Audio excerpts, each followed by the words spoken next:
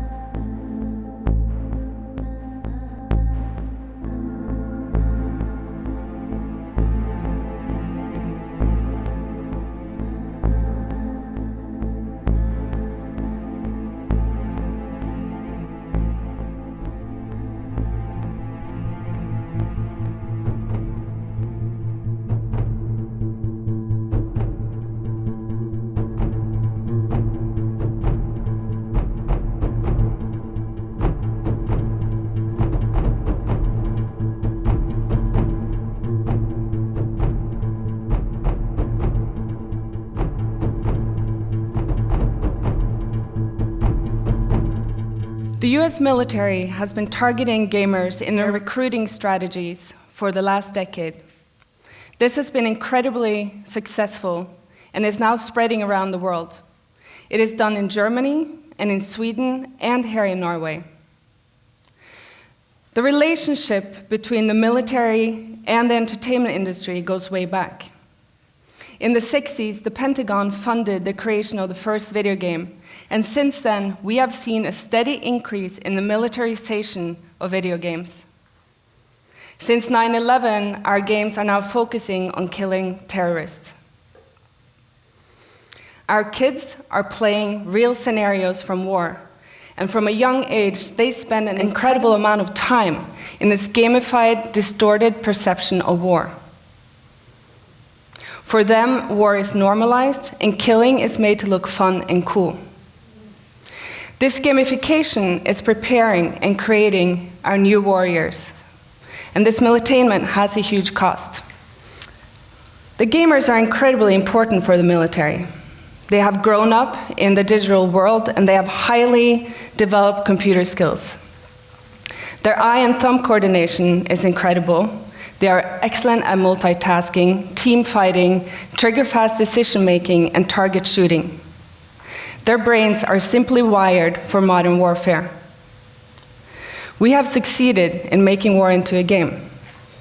Even when the US Air Force was going to develop the drone program, they contacted the makers of Call of Duty to figure out what interface and what joystick worked the best. But what is it really like to kill with a joystick?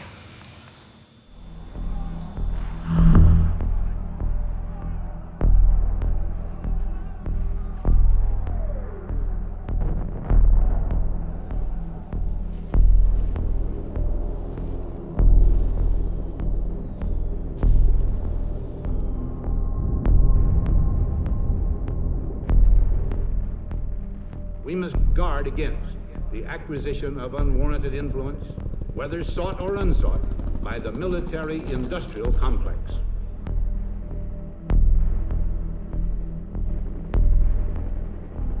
I am annoyed at the propaganda coming out of Baghdad about targeting civilians. This has been fantastically accurate. Our war on terror begins with Al-Qaeda, but it does not end there. It will not end until every terrorist group of global reach has been found, stopped, and defeated.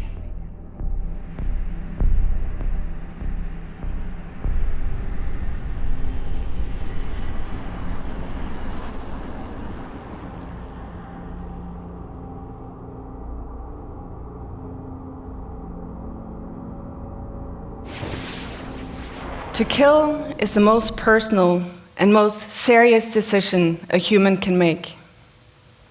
The act of killing another human is against our instinct, and the military has worked hard to overcome this by increasing the distance in killing. With technology, we have gone from killing each other with spears, rifle, long-range missiles, and now with the drone, we have the ultimate distance: point, click, kill. I have worked with drone pilots for the last 5 years, and to me, I'm very surprised by some of the impacts that come with this ultimate distance in killing. The drone pilots sit in bunkers in places like Nevada and kill people 10,000 miles away in places like Pakistan with a push of a button. Yet this ultimate distance comes with a new level of intimacy. Drone pilots sometimes observe people for months. They see them be fathers, husbands, or lovers before they get the order to kill. After pushing the button, the drone pilots then have to watch the death and horror they have caused. Sometimes they are even asked to kill rescuers that come to help the injured. This new level of intimacy in killing carries a huge cost. And drone pilots suffer from high post-traumatic stress, and severe depression and anxiety destroys their lives. But so what? Isn't this sacrifice worth it? Are we not winning the war on terror? The drone enables a distant and more invisible war. This makes it really easy to sell to the public as surgically precise, clean, and efficient. Compared to the brutal images from Vietnam, the body bags from Afghanistan and Iraq, the drone war seems like the perfect war. But is it? Let's consider the sacrifices on the ground. In Pakistan alone, over 4,000 people have been killed by drones.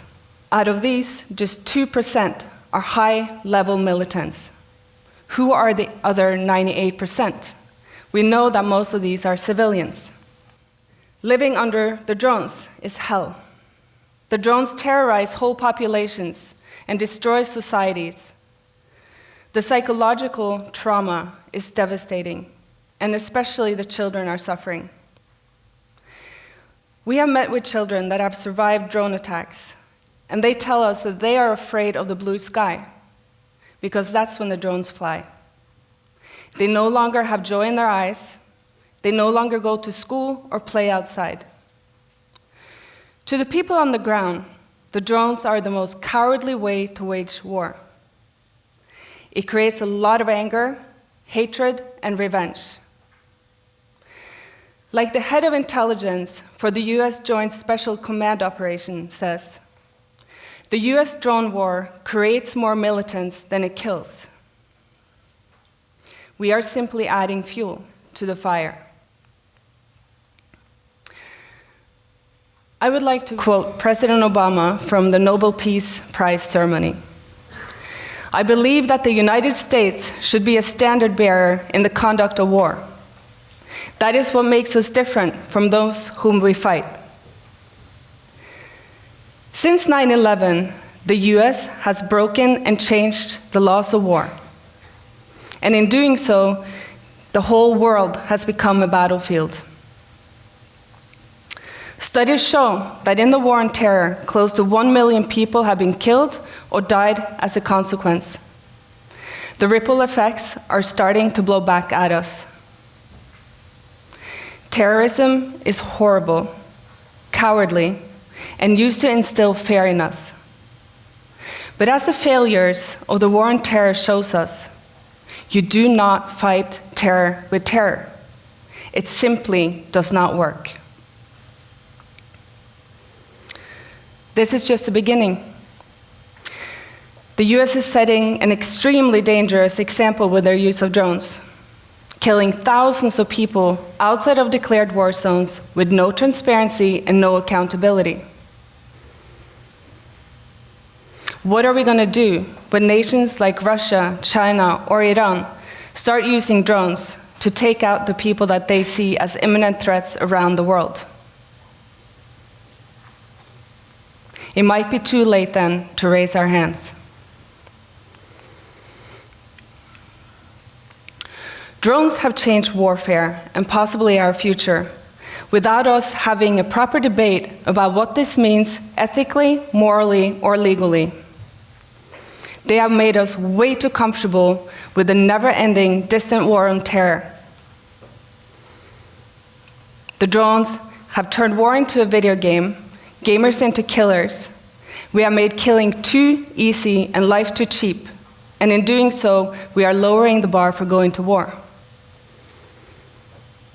War is brutal, personal, and horrific.